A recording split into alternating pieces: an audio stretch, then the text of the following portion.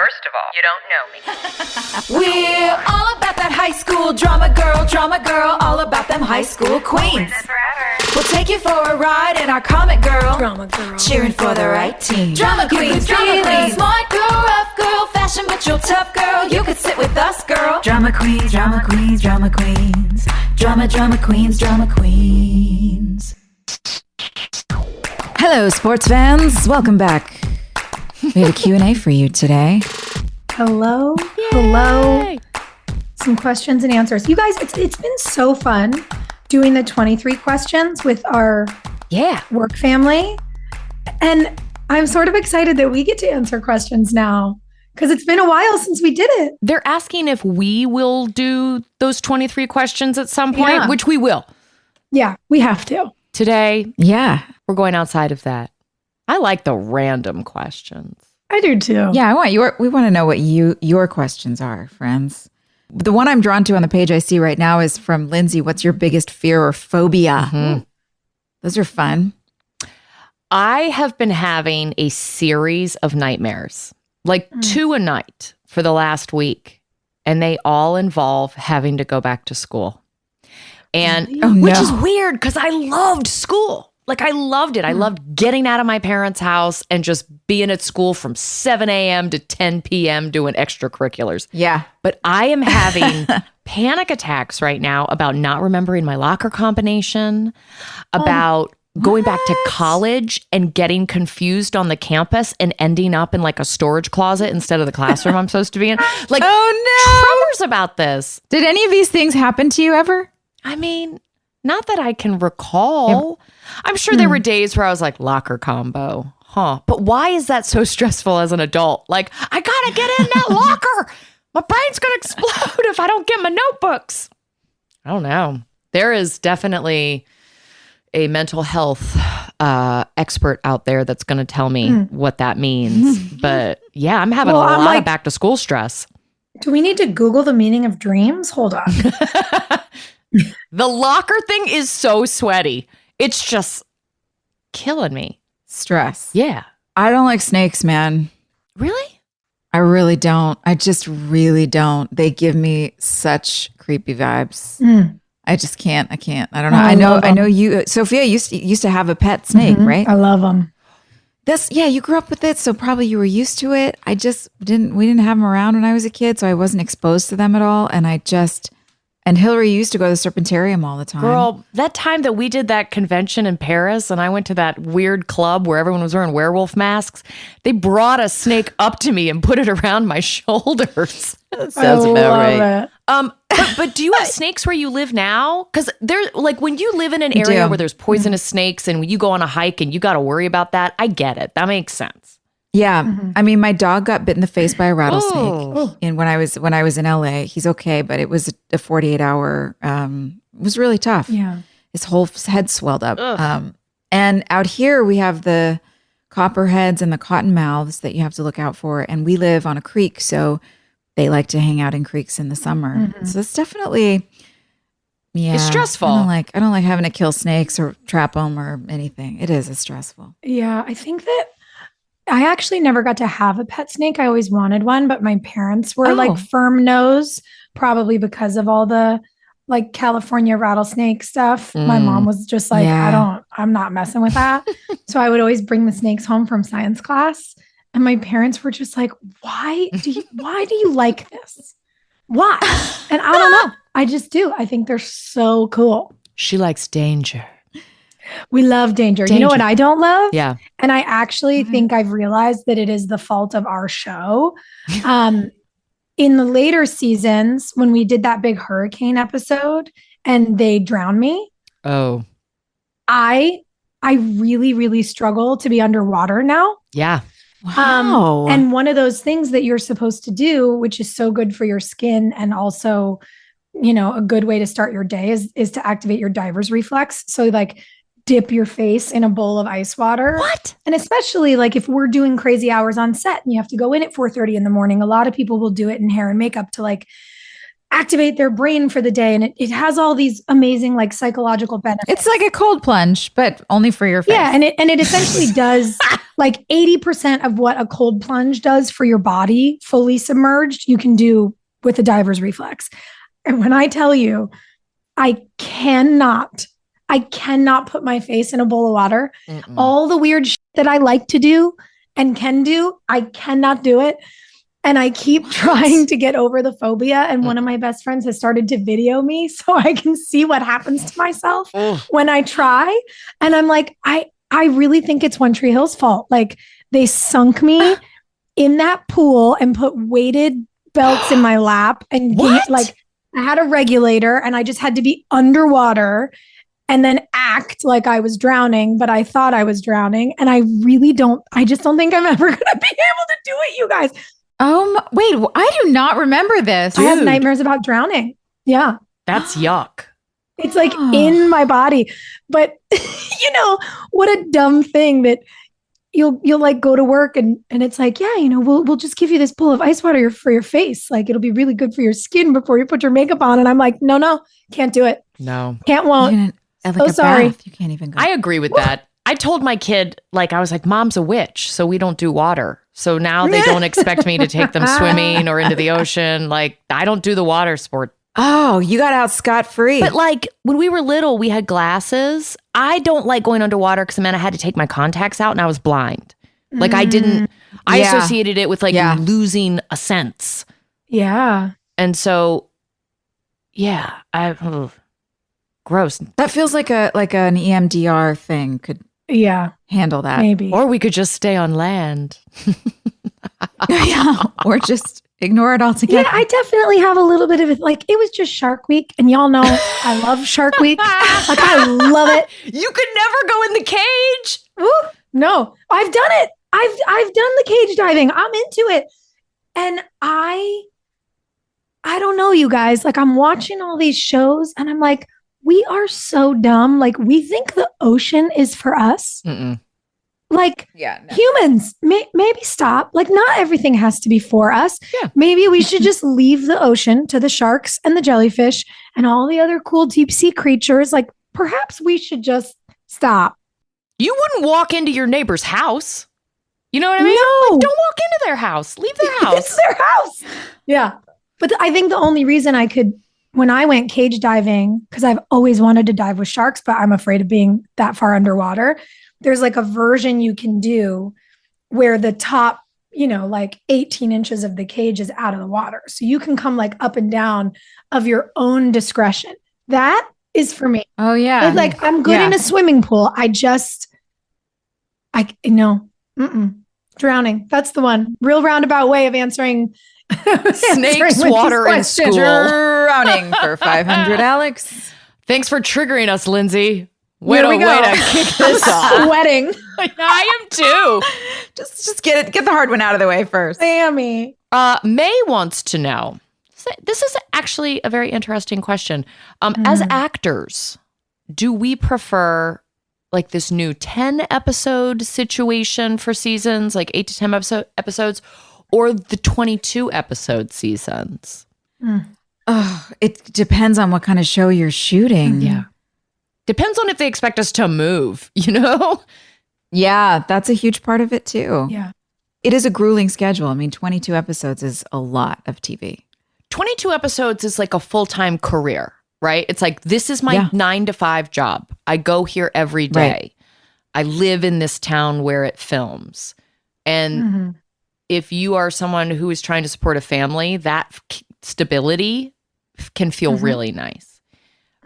I feel like that 8 to 10 model came around when they started getting movie stars to be on TV. Yeah. And they didn't want to commit to an entire year because they still wanted to be able to go and do movies. And so you had these movie stars. Yeah. Julia Roberts was like, I'll try it. Dip my toe in this. Yeah. Well, I also think to your point, it sort of depends, right? I think what we're seeing so much with all the information coming out of the strikes is 8 to 10 is not really financially feasible for many people. Not for guest stars, not for writers, not for your day players, and really not unless you are, Julia Roberts coming in and you're going to command your salary no matter what. But I also think 22 is so difficult because you are expected to pick up and move your whole life. You are expected to leave everything and everyone that's important to you. And so I always think, well, what would I do if I ran a studio? I'm like, why don't we do 16 episode seasons? Yeah, split the difference. Split the difference. 8 to 10 is tough. 22 is too many. I think 16 would be a real sweet spot. You heard it here first. Yeah. Is no other show doing that? Isn't 16 a thing? That's not a thing anywhere? Not yet. We keep talking about it. The Walking Dead in its last year did about that because they had an extended last year. But not many. Yeah, it's one of those. No. It's not standard. Yeah. Well, and remember, Joy, when we were doing season 9, the way we made it work was to say it's essentially going to be a mini series. We did 13 episodes. Yeah, and then we all got finished with work right before the Thanksgiving holiday. So we were free for the holidays. And then we were all available for pilot season, which was important to us, coming out of a show. But yeah, it's weird. I think 13 to 16 is such a nice way to have the opportunity to do a job you love and have a little bit of a life and some career flexibility. We should be in charge is really the point. I'm going to write a letter.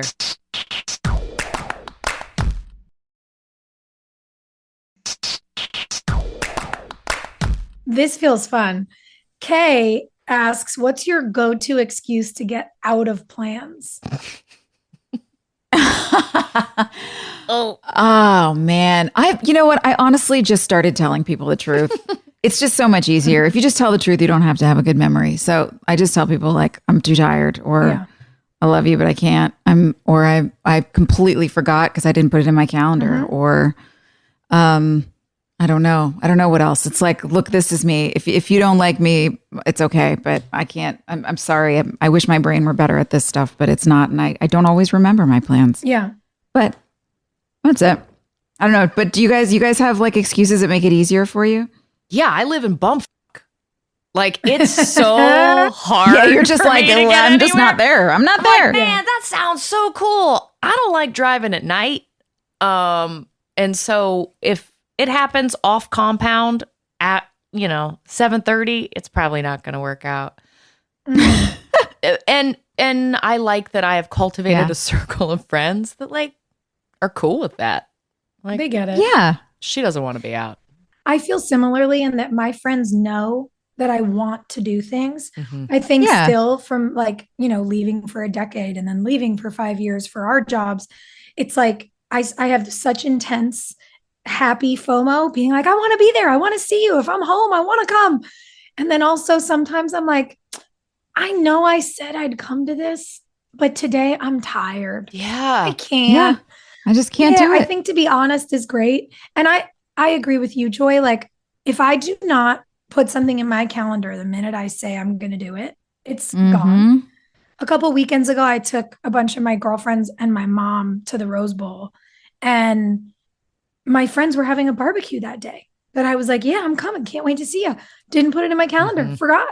We left the Rose Bowl and my mom was like, girls, do you want to come over to the house and get in the pool and I'll have Charles cook lunch for you? And we were like, yeah. That sounds great.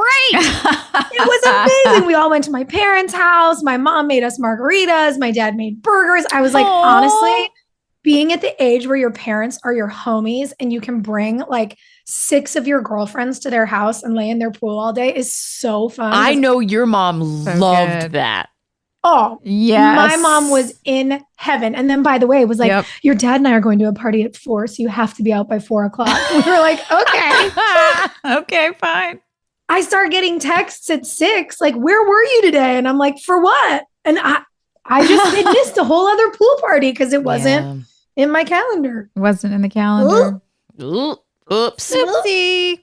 Yeah, honesty is the way to go, and get friends who understand you and who know that you care about them and that sometimes your brain is a little scrambly and it's okay. Yeah. It's all right. That's the way. What is a book you love that you would like to see turned into a movie or series? And this is from Soren. That's interesting. I'm trying to think of the last thing I read that I actually would want to see. Because the thing is, movies don't always do the book justice. You know, you really fall in love with the characters and you have such an experience when you're reading. Oh, I don't know.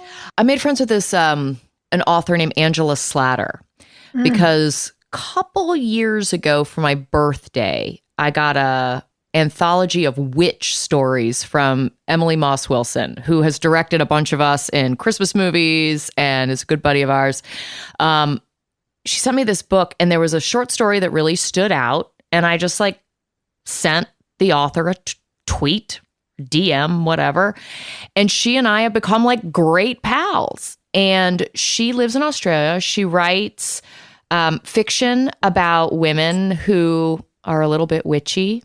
And she has this entire series called the Sourdough series. And it's all like short story collections that are interwoven with each other. So they all exist in the same world.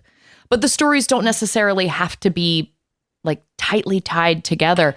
I like when authors do that. Yeah, that sourdough universe is so cool. And it's not time or region specific. It really could exist anywhere, which I love that. as a creator is exciting because you're like, God, I could put this in the Wild West, or I could put this in, you know, Scotland, wherever.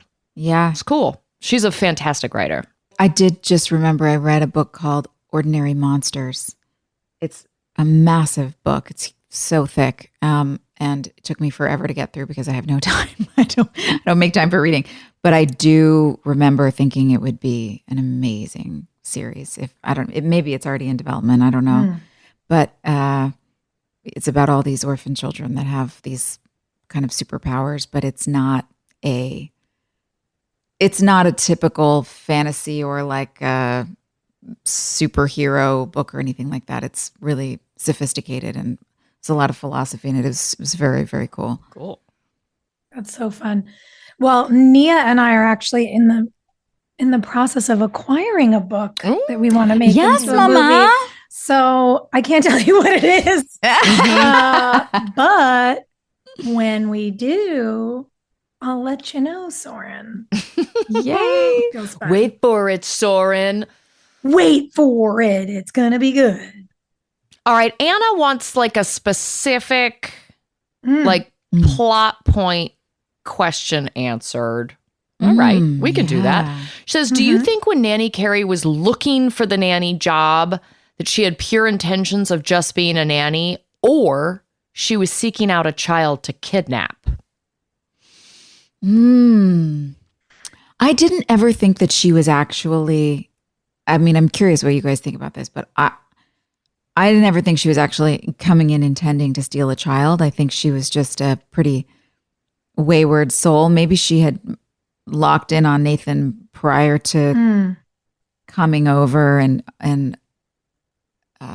well, the only word I know is auditioning. What's the word? Interviewing. Interviewing. That works. Interviewing for the job. I think I could see that happening. I don't know if she was after like, I'm going to replace this woman and take over her family. I feel like she just probably had a long string of pretty psychotic experiences prior to coming into our lives and then just continued the cycle. Yeah, that tracks. I bet she had, man, I bet she was like engaged to a guy named Todd or Kevin or something. And he was awful.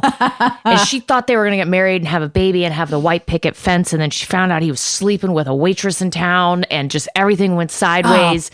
She got in that Ford Explorer and she drove out of there. And that's when Jamie ran down the driveway with that little basketball and she saw him and was like, man, wouldn't that be nice? Wouldn't that future be nice? Yeah. I'd like to try that on for size. Could be. Yeah. Yeah, it's really interesting to think about, right? Like it could have been a reaction to something in her life.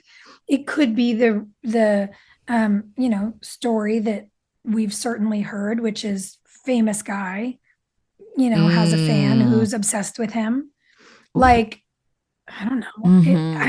I would love to know. I wish we'd had this question when we had Tori on, because I'd love to know what she decided as the backstory for Carrie. Yeah. Yeah, we should ask her, see what she says. Poor Carrie. What a mess. Yeah, guys, let's keep this question for next time Tori comes back.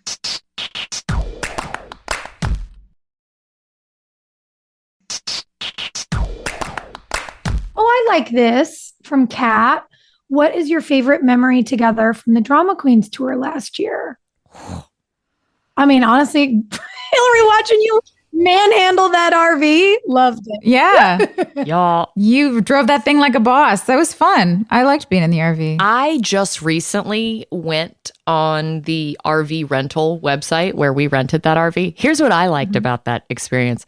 We didn't tell the guy who we rented the RV from what our purposes were. He just thought we were going on like a bachelorette weekend, right? And so if you want to rent the RV that we used for the Drama Queens tour, it's on RV Share. Is that the name of the website? Probably. I'm going to look it up right now. That's actually great. You should totally plug that. Wait, does he know now? No, I don't think he ever put two and two together. But what I've noticed is from the time we rented that RV, I just went on there last month because Jeffrey and I are talking about renting an RV again at the holidays. And this guy has now acquired an entire fleet of RVs. And it's his business now. Just renting out RVs to random bachelorette parties and flocks of women. And touring girls. Yeah. Girls out there learning how to drive a 30-foot vehicle. Is it RV Share? Yeah, that was fun. Got some good tunes going. It was a good time.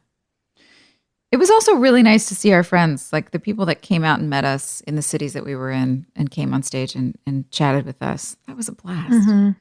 Love chatting with our friends. Isn't it weird, though, to have them see you in this capacity? Like, my friends give me shit about it. They're like, what are you doing on stage? Like, chatting, you know?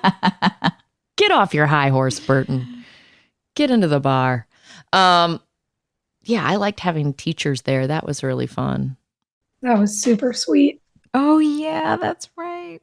That's great. Yeah, whole Sterling crew came out. It was so special to feel the excitement in the room and get to share memories with people.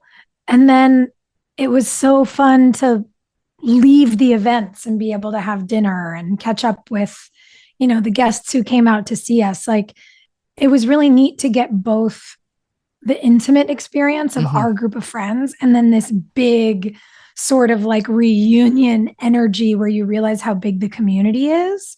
It was neat to have both of those things happen on the same night in every city. Yeah, well, because like, when's the last time we saw Matt Barr? It was so awesome seeing him and meeting his fiance, and they're like now married, and like so cool catching up with people that you have these big moments with as a young person, but then like your paths don't cross. And so seeing him was great. Watching the dynamic of Rob and Tyler kind of like deepen and evolve. Oh my gosh, they're so good together. And were they on the show together? Like, did they interact on the show? I feel like maybe toward the end they interacted because I know Tyler was on at the end, and yeah, Rob and Chantel were at the end too. So they must have interacted. But if nobody ever thought to put the two of them in a scene together, that's just a real missed opportunity. Was Rob funny on One Tree Hill? Yeah. No, not on One Tree Hill. They didn't really give him a chance to be funny. That's crazy to me. He had so much heavy material. I mean, so much heavy material. Just depression. His wife died. He's like haunted by her ghost. He's falling in love with this new girl who's got all these, she's got a lot of her own baggage, and there's people stalking them again. And it was really, he got the Peyton treatment. Like, good for him. Yeah. I mean, he should just redo his One Tree Hill scenes, but like as a farce, just for his own YouTube channel. I would watch I'm glad that. he got to get out there and be a little bit funny for the fans. Thank goodness. Okay, let's see. Keely says she has a question for us from our 23 questions. What is something you've done that you will never... Wait, I never, ever, ever... What's something you've done you would never do again? Take a ride in Vegas from a man I don't know. Like there was an experience that I think about all the time when I worked at MTV, and it was like pre-cell phone era, where my car from the Luxor Hotel in Las Vegas to the airport never showed up. And everybody else was off filming, and I had no way of getting in touch with anyone that was a part of our crew out there. And this guy in a limo saw me in distress and was like, I'll take you to the airport. And I was like, you know what? Fine. It's a limo. I think about it all the time. Just all that kind of dumb stuff that I would do. Or like when a taxi driver would be like, you can sit up front. And I just would. You know, like all that kind of that our parents told us not to do that I did anyway, I have tremors about now. Yeah. It's terrifying because you think about your own kids. You're like, oh God, please don't do things that are that stupid. Don't walk home alone at 2 a.m. No. But it's also so weird because sometimes people who offer to help you are wonderful. Yeah. And sometimes on a walk at 2 a.m., you see something magical. And it's like, what's hard to think about with that stuff is I don't want us to be suspicious of each other. I don't want us to miss spontaneity. Yeah. And I hate that there are, people who could be a bad idea in those situations. And it's like, the gamble. That's it. Maybe that's it. Maybe I don't gamble like I used to.